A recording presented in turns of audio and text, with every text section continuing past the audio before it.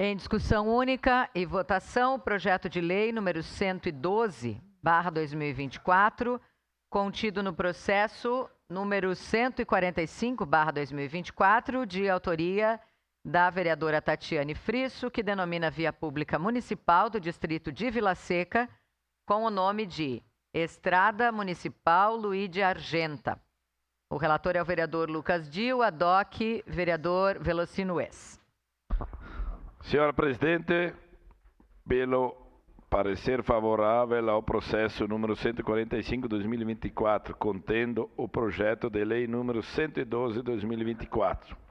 Recebe esta Comissão de Desenvolvimento Urbano, Transporte e Habitação para análise e parecer do projeto de lei supramencionado, de autoria da vereadora Tatiane Frisso, que denomina via pública municipal do distrito de Vila Seca com o nome de Estrada Municipal Luiz de Argenta. O processo vem instruído com histórico, mapa de localização, certidão de óbito e abaixo assinado.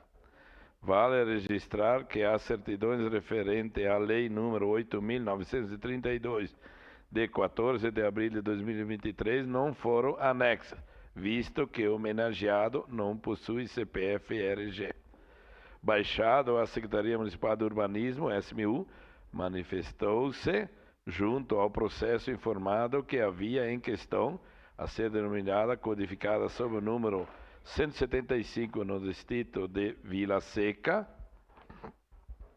regularizada pela Instrução Normativa 1/2007, com o nome de Estrada Municipal Luiz de Argenta, consta na cartografia do município, conforme mapas desta secretaria. Portanto, integra o sistema viário oficial do município.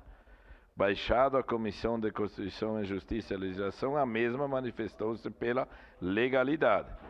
Diante ao exposto, esta Comissão de Desenvolvimento Urbano, Transporte e Habitação manifesta-se pelo parecer favorável ao processo número 145/2024, contendo o projeto de lei número 112/2024.